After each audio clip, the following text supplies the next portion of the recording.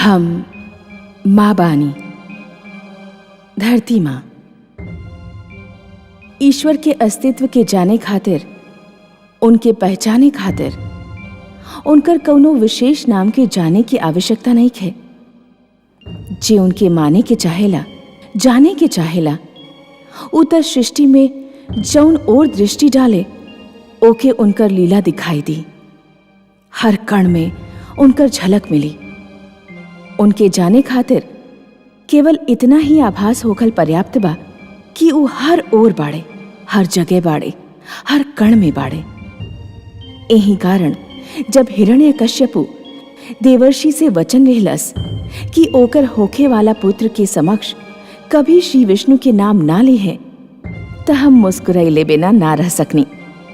जे माता के गर्भ ही में विष्णु के नाम सुन रखले होके, ओके जन्म लेवे के उपरांत केहू से उनकर नाम सुने की आवश्यकता ही नहीं खे।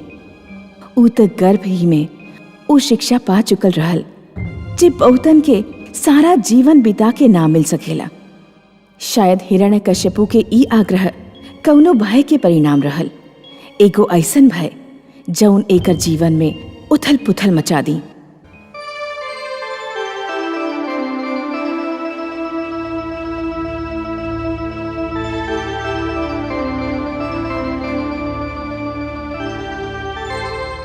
ई कैसे वचन दे दिले देवर्षि कि वो प्रहलाद के आगे राउर नाम भी ना ली है? कमल नयन, हमके देवर्षि से ई आशा ना रहल। आश्चर्य बा महादेवी कि रउआ देवर्षि के बात सुन के उनसे रूठ गई नी। रउआ तो उनसे भली भांति परिचित बानी। बात में उनसे केहू ना जीत सकेला और उनकर बात के भेद जानल सबके बस के बात नहीं खे। परंतु पलक झपकौले बिना इतना बड़ा बात वो कह कैसे दिले? उनकर तो हर श्वास में राउर नाम छिपल होखेला महादेवी, अवश्य होखेला। बाकी हमनी के देवर्षि बहुत चतुर बाड़े। उई भली भांति जानत बाड़े कि जौन प्रकार सुंदरता के लोभी जब कोनो मुख के सौंदर्य पर मुग्ध हो जाला तो ओकर चरित्र के जाने के प्रयास न करेला। वही प्रकार एगो मूर्ख शब्द के चमक दमक में खो जाला, उस शब्द के अर्थ जाने के चेष्टा ना करेला। हम समझनी ना कमल नयन। देवर्षि यह तो वचन देले बाड़े ना देवी कि वो पुत्र प्रहलाद के सम्मुख विष्णु शब्द के उच्चारण ना करी है। हाँ सर्वेश्वर। रउआ कभी उनके हमके विष्णु पुकारत सुननी? वो तो नित्य हमके नारायण नारायण यह कह के पुकारे ले। और वो हिरण्यकश्यपु के ई वचन त ना दिहले ना महादेवी कि वो नारायण शब्द के उच्चारण भी ना करी है। अब देखी कि वो का पुष्प खिलावत बाड़े। सत्य ही बा, देवर्षि बहुत चतुर बाड़े।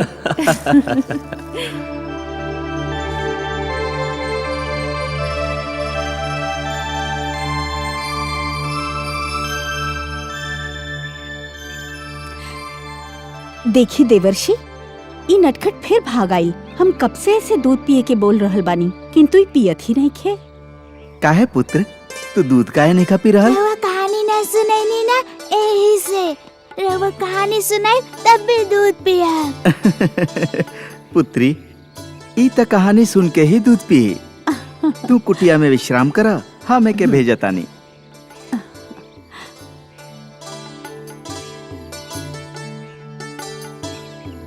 अब कहानी सुनाई ना।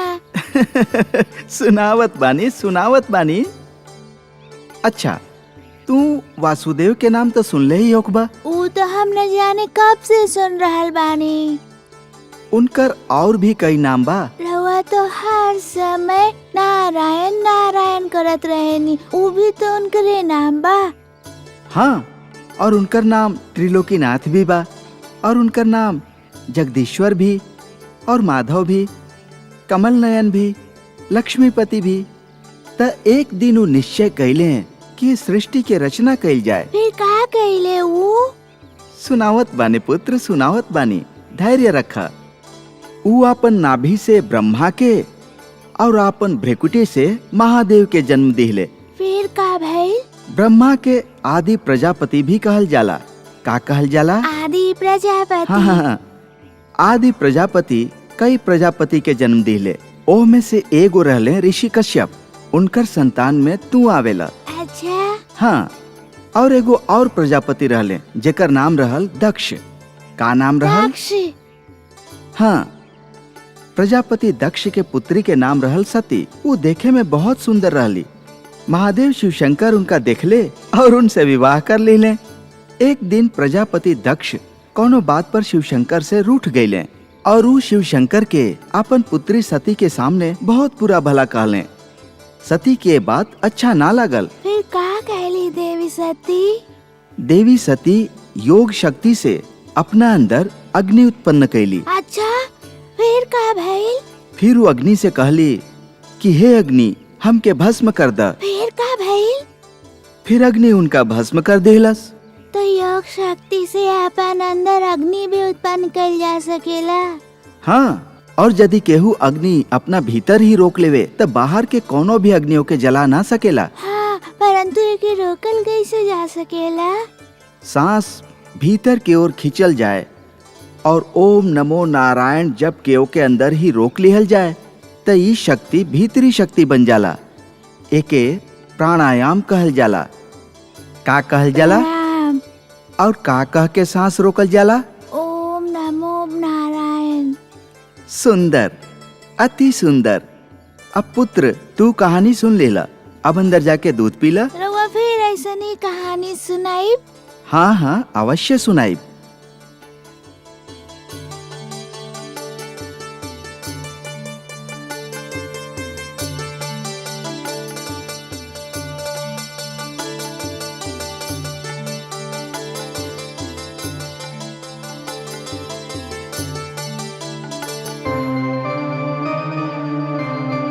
ओम नमो नारायण। ओम नमो नारायण। ओम नमो नारायण। ओम नमो नारायण। ओम नमो नारायण। ओम नमो नारायण। प्रहलाद, पुत्र प्रहलाद, प्रहलाद, प्रहलाद, ये तब कर रहल बा। प्रहलाद, देवर्षि, देवर्षि, देवर्षि, का बात बा पुत्री? देवर्षि, हमार पुत्र के का हो गइल बा? का हो गई? ओ हमार पुकार ना सुनलस त हमो के हिलावे डुलावे खातिर हाथ लगौनी। हमके लागल कि जैसे हम दहकत ज्वाला के छू लेले होखी। पुत्री, तोहार पुत्र तब कर रहल बा। तोहके ऐसन समय पर ओके छुए के ना चाहत रहल। ई कैसन तब बा देवर्षि? ई योग क्रिया के अंश बा। ई ओके हम ही सिखौले बानी। हमके हर्ष बा कि तोहार पुत्र योग क्रिया सीखे में सफल भइल। नारायण नारायण।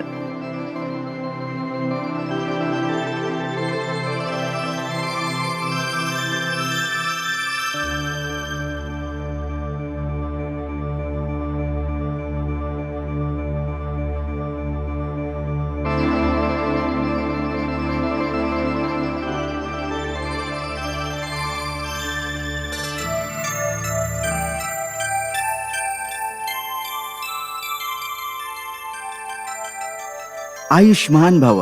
अब पुत्र बैठा। देव ऋषि, रउआ से एगो बात पूछी? हाँ हाँ, अवश्य पूछा। अब हमार पिताश्री के लगे जाए के समय आ गइल बा।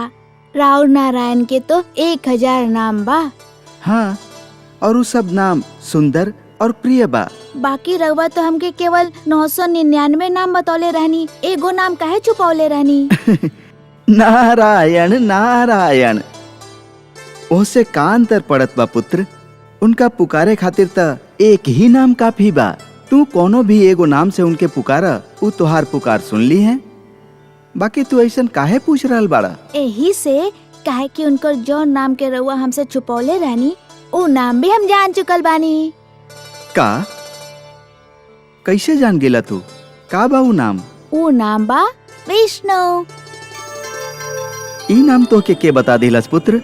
ई नाम हम तो के नहीं बतौले। हाँ, ई नाम तो हमार रोम रोम में बसल बा, विष्णु विष्णु विष्णु।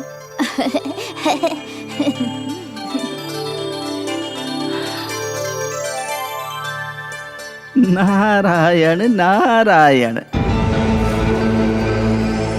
ए विष्णु, संभल जा, अब भी समय बाद संभल जा। हम अकेले ही तुहार खातिर पर्याप्त रहनी, किंतु अब हम अकेले नहीं खी। हमार पुत्र प्रहलाद आवे वाला बा। अब हम दोनों मिलके तुहार नाम इस संसार से मिटा दे। हम दोनों मिलके तो से प्रतिशोध दे।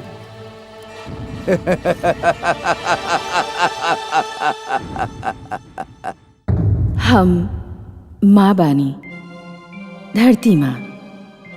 शिशु के चरित्र ओकर इर्द गिर्द फैलल वातावरण पर निर्भर होखेला। यदि ई वातावरण उत्तम बा तो शिशु के चरित्र और आचरण भी उत्तम होखेला। श्री विष्णु सत्य कहले कि केहू जन्म से सुर या असुर ना होखेला। आचरण और चरित्र ही केहू के सुर या केहू के असुर बनावेला। और ई आचरण ओ वातावरण के देन होखेला जेमे केहू के पालन पोषण होखेला। देवर्षि नारद के सुसंगति में और उनकर दिहल शिक्षा के कारण प्रहलाद के मन में ई विश्वास घर कर गई कि ईश्वर सर्वशक्तिमान बाड़े और केवल उहे सर्वशक्तिमान बाड़े, केहू दोसर ना। ईश्वर जड़ चेतन में बाड़े, ईश्वर कण कण में बाड़े और जेकर सहायक ईश्वर होखे ओके कौनो और आश्रय की आवश्यकता नहीं खे। देवर्षि से ईश्वर के ई महिमा सुनत सुनत कई वर्ष बीत गए और अंत में ऊ घड़ी आ गई जब कयाधु के और प्रहलाद के जीवन संग्राम में प्रस्थान के समय आ गए।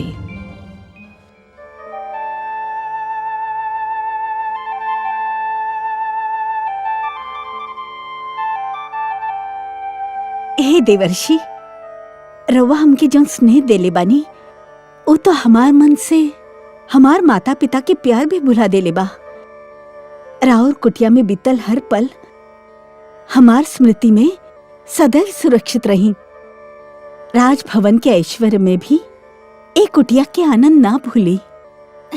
देव ऋषि देव ऋषि देव ऋषि, रउआ भी हमनी के संगे चलब ना देव ऋषि?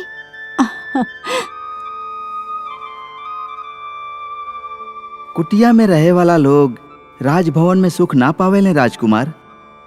तोहार राजभवन में सब कुछ होखी, बाकी हमारे कुटिया में शांति बा।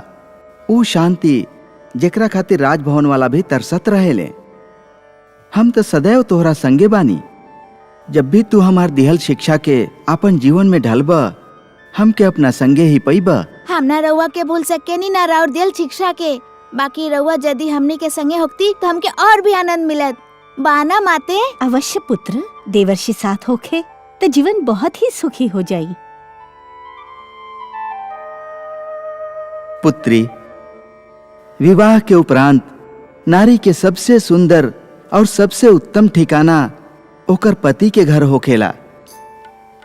ऊ नारी बहुत सौभाग्यवती होखेली जेकरा ओकर पति के घर मिल जाए।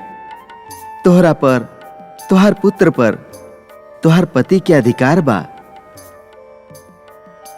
हम तोहर पिता समान अवश्य बानी पुत्री।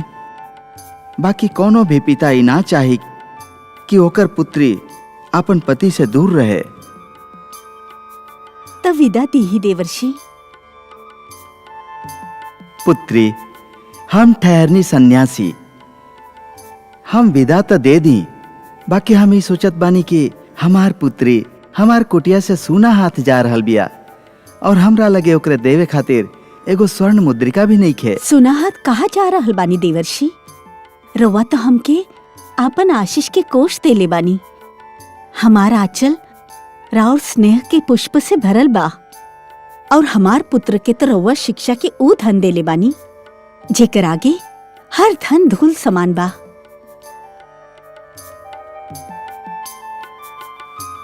पुत्र प्रहलाद, अपन विश्वास पर अडिग रही है।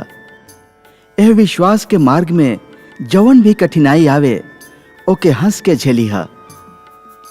ई विश्वास तो के हर संकट और हर कठिनाई पर विजय दिलाई। आवा पुत्री, हम तो के तुहार रथ तक छोड़ दी। आवा पुत्र।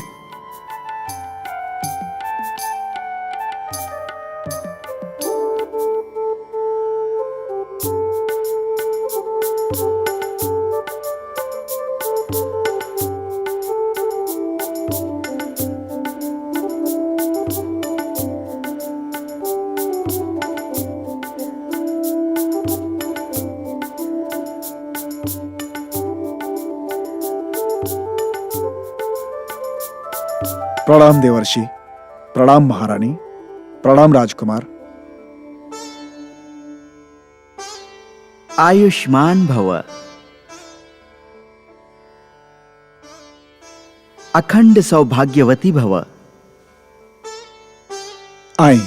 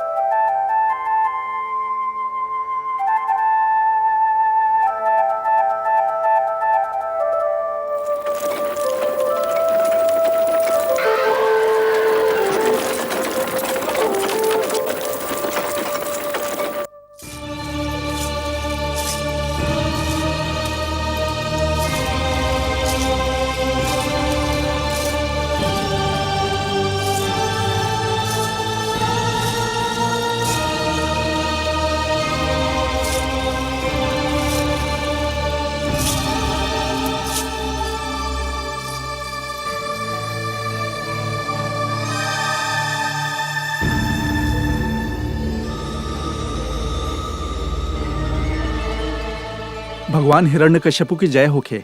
महारानी कयाधु और राजकुमार प्रहलाद पधार रहल बणे। महारानी,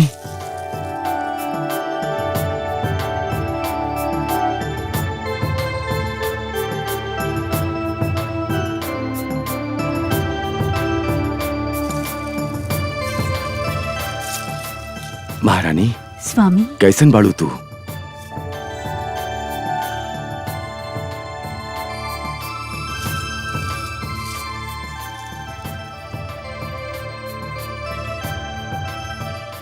हमार पुत्र प्रहलाद कितना बड़ा हो गइल बा हमार राजकुमार। तो हमके याद करत रहला ना?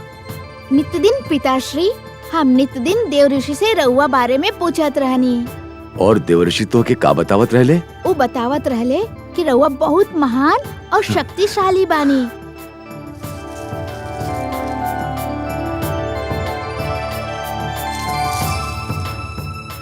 और का बतावले ऊ? कहत रहले कि पिता बहुत महान होखेले, उनकर आदर कईल पुत्र के कर्तव्य होखेला। पिता प्रेम देला, स्नेह देला और पुत्र के रक्षा करेला। माता भी बहुत महान होखेले, माता के सेवा परम धर्म बा। किंतु पिता परिवार के स्वामी होखेले। पिता परंपरा देला, पिता आदर्श देला और मार्ग बना देवेला जे पर पुत्र चल सके। सुंदर, अति सुंदर। देवर्षि तो के बहुत सुंदर बात बतौले बाड़े। महारानी, रवा दोनों बहुत दूर से आ रहल बानी, थक गईल हो खब, तनी विश्राम कर ली। हम सभागार जा रहल बानी, कार्य से निपट के भेंट करत बानी।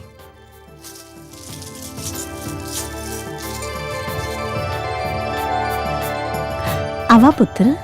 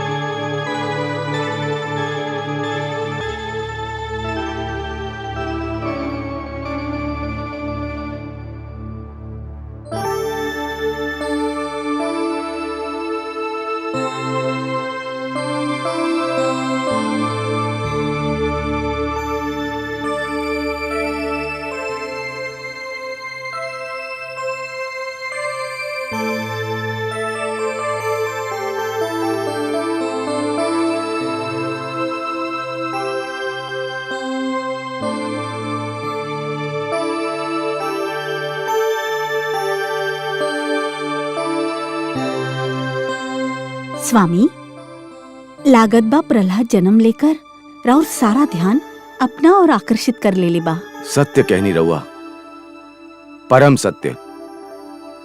इतना सुंदर पुत्र देके रउआ अपन प्रति हमार प्रेम और भी बढ़ा देले बानी। हमनी के वंश के उत्तराधिकारी दे के रउआ बहुत बड़ा उपकार कैले बानी महारानी। ई त केवल देवर्षि की कृपा के फल बा स्वामी। ऊ तो हमार खातिर ओ कैले बाड़े जे केवल एगो पिता ही कर सकेला। हम भी उनकर आभारी बानी महारानी। सोचत बानी कि देवर्षि के जौन सुंदर शिक्षा देले बाड़े ओकर श्रृंखला न टूटे। यही कारण हम गुरुदेव के बुला के प्रहलाद के शिक्षा के भार उनके सौंपे के निश्चय कैले बानी। रउआ पिता बानी, रउआ प्रहलाद के बारे में जौन भी सोचब ओकर खातिर अच्छा ही सोचब। अब रउआ विश्राम करी स्वामी। ना महारानी,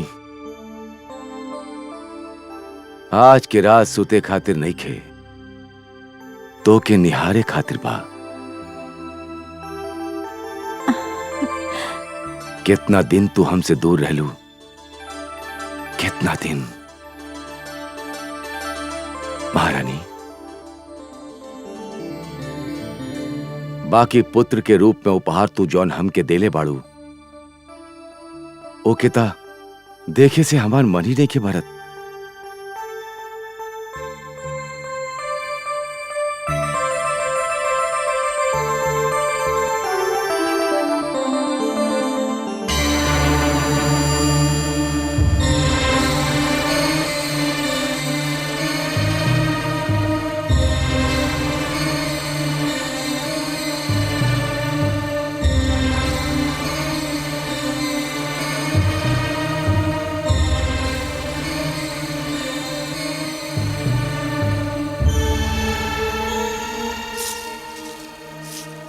प्रणाम गुरुदेव।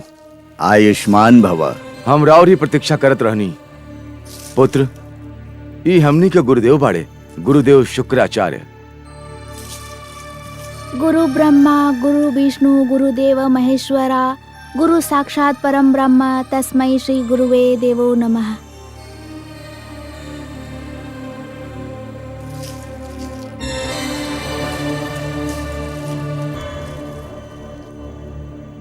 इतना छोट आयु में इतना महान रहस्य के ज्ञान, प्रमाण बा सत्य के कि ये बालक बहुत तेजस्वी होखी, उच्च शिक्षा प्राप्त करी। यही कारण रउआ के कष्ट देले बाली गुरुदेव। हमार पुत्र के प्राथमिक शिक्षा था देवर्षि नारद देले बाड़े, बाकी बहुत उत्तम शिक्षा देले बाड़े जेके हम परख चुकल बानी। किंतु अब शेख शिक्षा खातिर हम अपन पुत्र के रउआ हाथ में सौंपे के चाहत पानी। हमके बहुत हर्ष हो रहल बा वत्स, बाकी हम तपस्या खातिर हिमालय जा रहल बानी। दुखद, अत्यंत दुखद। फिर हमार पुत्र के शिक्षा के का होगी गुरुदेव? यही से तो हम इनका अपना संगे ले आयल बानी।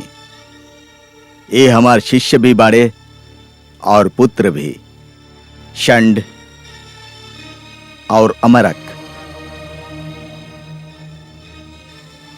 पुत्र, तो जवन मंत्र के उच्चारण कैला वो देवता के गुरुकुल के परंपरा बा।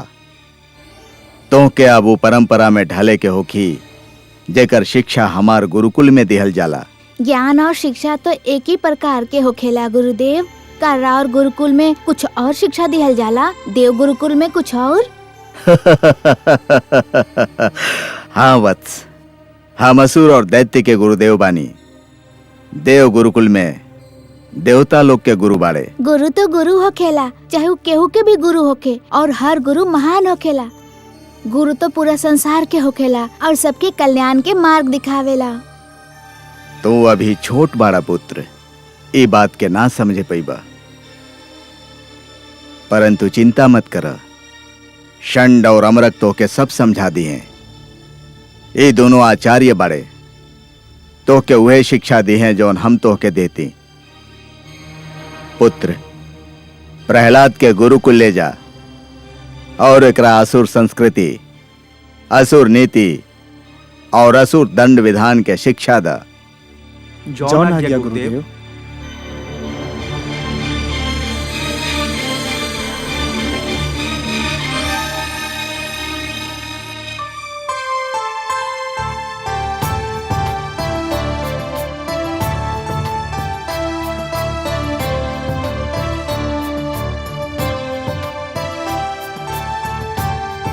अरे अरे ई का कर रहल बाड़ा, रुका। हमने के अपन राजकुमार पर पुष्प वर्षा कर रहल बानी, राउर स्वागत कर रहल बानी। धन्यवाद। किंतु हम ई गुरुकुल में राजकुमार बन के ना, रउआ सबके भांति एगो साधारण विद्यार्थी बन के आयल बानी और रउआ सब हमार सहपाठी बानी और हमार मित्र बानी। परंतु राजकुमार रउआ हम सबसे श्रेष्ठ बानी ना। हम सब में केहू श्रेष्ठ या तुच्छ, बड़ा या छोट नहीं खे। गुरुकुल के सब विद्यार्थी एक समान बाड़े। हम यहाँ केवल उतना ही आदर योग्य बानी जितना रउआ सब बानी। हमने में कोनो अंतर ना होके के चाहिए। हम यहाँ राजकुमार के पद छोड़ के विद्यार्थी के पद ले आयल बानी। ई पुष्प से राउर मित्रता के सुगंध आ रहल बा। हम ई पुष्प अस्वीकार करत बानी, परंतु एकर सुगंध और रउआ लोग के मित्रता स्वीकार करत बानी। अब कहाँ चलल जा गुरुजन? सबसे पहले हमनी के रुआ के मंदिर और ईश्वर के दर्शन करावे के चाहत बानी। अरे ये तो बहुत ही शुभ विचार बा। शिक्षा ईश्वर के दर्शन और आशीर्वाद से आरंभ होके तो शिष्य के अवश्य सफलता मिलेला। तब फिर आई।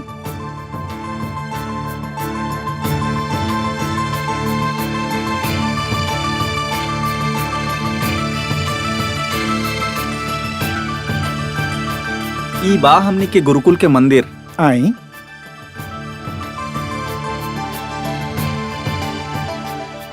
और ई बाणे हमनी के ईश्वर।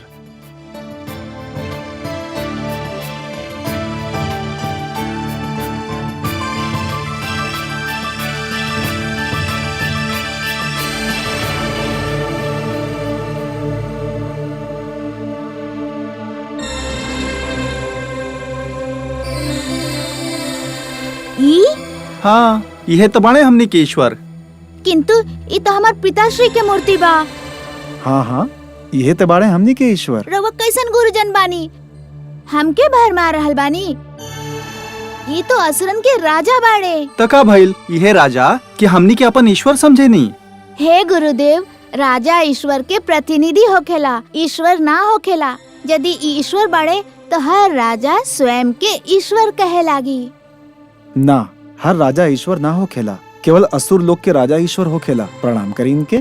हम पिताश्री के सादर प्रणाम कर सकतानी, ई तो हमार धर्म बा। बाकी हम पिताश्री के ईश्वर मान के प्रणाम ना कर सकेनी। ई का कह रहल बड़ा शिष्य? हम सत्य कह रहल बानी। अच्छा रउए बताई, ई समय पिताश्री कहवा बाड़े? ए समय तू अपन राजभवन में होखियन। एकर अर्थ ई भइल ई समय हमार आसपास नहीं खे। ना, इस समय तो केवल राजभवन में मिली हैं। बाकी ईश्वर तो हर स्थान पे होखेले, हर कण में होखेले और हर मन में होखेले। फिर हमार पिताश्री ईश्वर कैसे भइले? यदि तू भगवान के पुत्र ना होखता तो हमनी के तो के गुरुकुल के अनुशासन भंग करे के दंड अवश्य देती। यदि हम उना होती जोन बानी तो हमके अनुशासन भंग करे के का दंड मिलत गुरु लोग? ई बेत देख रहल बड़ा? हाँ, ई बेत के छड़ी बा। जे अनुशासन भंग करेला ओकरा हाथ पर 5 बार ई बेत इतना शक्ति से मारल जाला कि ओकर हाथ पर नीला लकीर बन जाला। अच्छा, ई बात दंड अनुशासन भंग करे के। हाँ।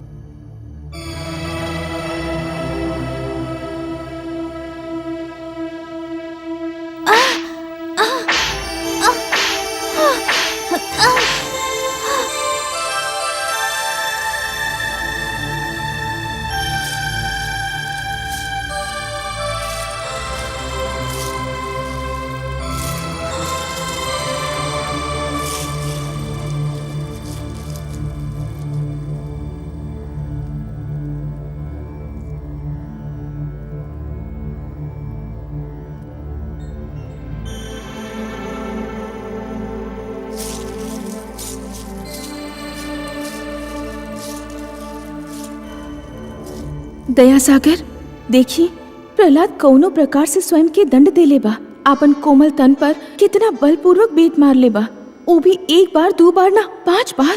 कितना पीड़ा हो रहल होगी ओके। बाकी महादेवी 5 बार बेंत मार के वो एगो महान कार्य भी तो कैले बा। महान कार्य का? आपन हाथ पर बेत मार लिहल महान कार्य बा? हाँ प्रिय, वो अपन हाथ पर 5 बेंत मार के सारा संसार के शिक्षा प्राप्ति के 5 अनुपम सिद्धांत बता देले बा। सबसे पहला सिद्धांत संयम, दूसर सहनशीलता, तीसर गुरु के आदेश के पालन, चौथा गुरुकुल में आपन उच्च कुल के भुला के स्वयं के केवल एगो विद्यार्थी समझल, और पांचवा आपन सहपाठी के आपन मित्र जैसन सम्मान दिहल। प्रहलाद में अभी से ही महानता के लक्षण दिखाई दे रहल बा।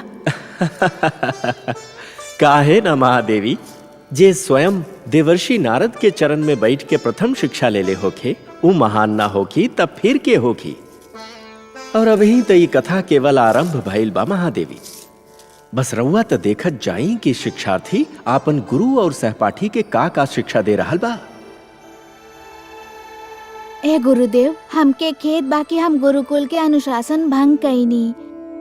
हम स्वयं के यही खातिर दंड देनी कि रउआ लोग हमके राजकुमार समझ के हमके दंड देवे से डरत रहनी। अनुशासन सबके खातिर होके के चाही, चाहे वो केहू भी होके। परंतु हे गुरुजन, हम ईश्वर के विषय में रउआ से जौन बात कहनी उ सर्वथा उचित बा। हम जौन कुछ भी कहनी उ सत्य बा। हे गुरुजन, आज्ञा दी तो हम रउआ से कुछ कहे के साहस करी। अवश्य कहा शिष्य। गुरु बहुत महान होखेले, उस शिष्य के भविष्य बनावेले। वो अच्छा शिक्षा दे तो शिष्य के जीवन सुधर जाला, वो अच्छा शिक्षा ना दे तो शिष्य के जीवन नष्ट हो जाला। उनकर धर्म बा कि वो सत्य के ज्ञान के मार्ग दिखावे। सत्य के मार्ग ही सबसे अच्छा मार्ग होखेला। सुन लेनी हमनी के तोहार बात शिष्य, परंतु अब बहुत देर हो चुकल बा।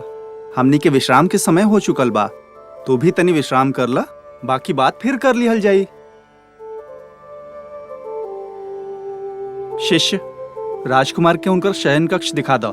जौन आज्ञा गुरुदेव। हमनी के चलत बानी।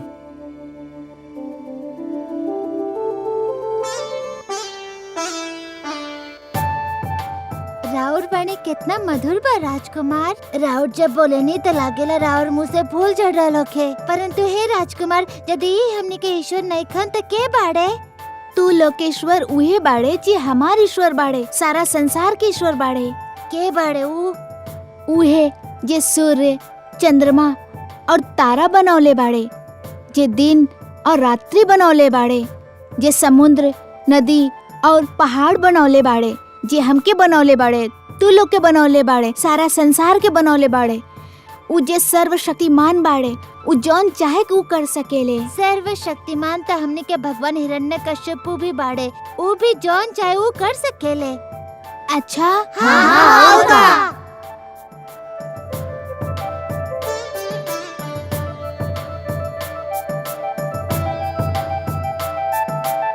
हम वृक्ष से ई डाली तोड़ लाइल बानी। यदि तू लोग के ईश्वर जौन चाहे तौन कर सकेले तो उनसे कहा कि डाली फिर वृक्ष से जोड़ दे। ये कौन सा बड़ा बात बा, भगवान हिरण्यकश्यपु एके अभी जोड़ दी है। हे भगवान सर्वशक्तिमान, ए डाली के फिर से वृक्ष से जोड़ दी।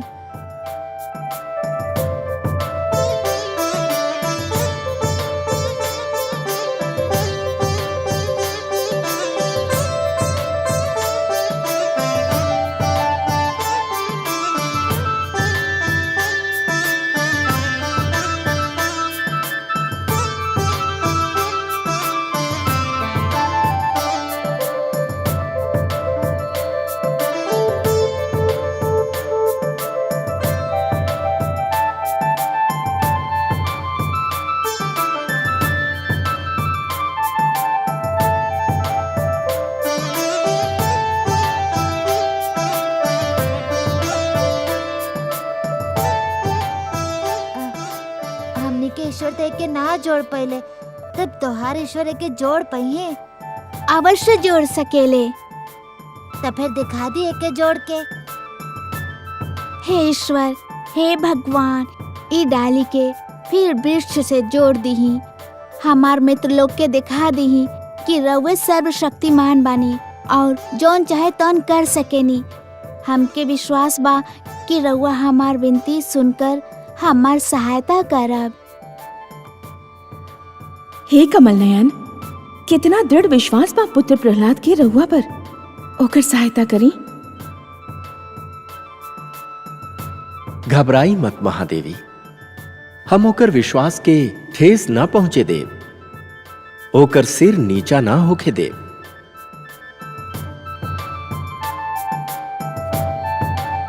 ओम नमो भगवते वासुदेवाय। ओम नमो भगवते वासुदेवाय। ओम नमो भगवते वासुदेवाय। ओम नमो भगवते वासुदेवाय।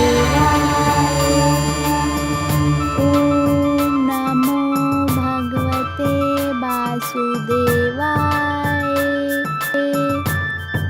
ओम नमो भगवते वासुदेवाय। अरे ये तो चमत्कार हो गई।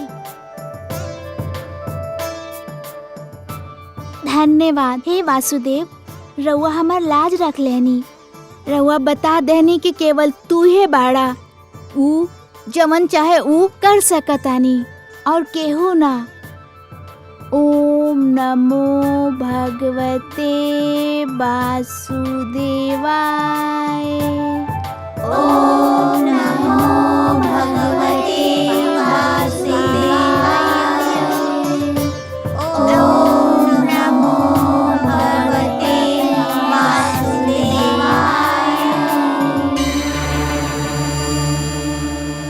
राउर चमत्कार के प्रणाम कमल नयन। राउर पुत्र प्रहलाद हमें बहुत अटूट विश्वास प्रकट कैले रहल महादेवी। यदि हम ही ना करती तो ओकर विश्वास के ठेस लागत। जौन प्रकार नदी आपन निकट आवे वाला के प्यासा न लौटावेले, वही प्रकार हमके मन से तथा प्रेम से पुकारे वाला कबो निराश ना हो खेले। और फिर ओकर सहायता करे खातिर रउए कहले रहनी ना। हम ना तो राउर बात के टाल सकत रहनी और ना ही ओकर पुकार के अनसुना कर सकत रहनी।